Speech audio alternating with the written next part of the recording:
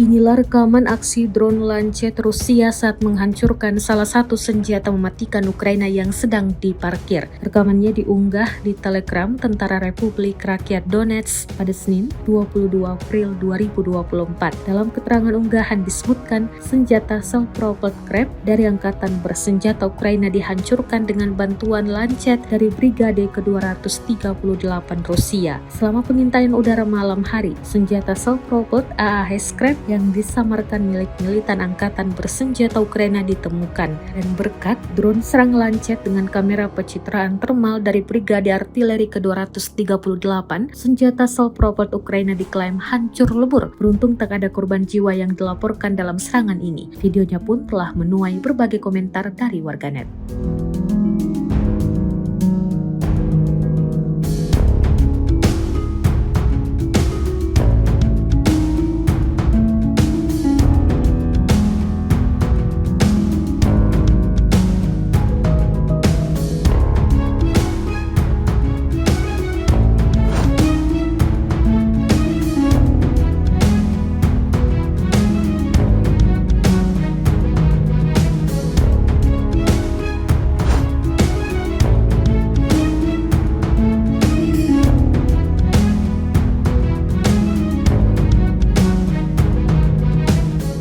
Download Tribun X sekarang, menghadirkan lokal menjadi Indonesia.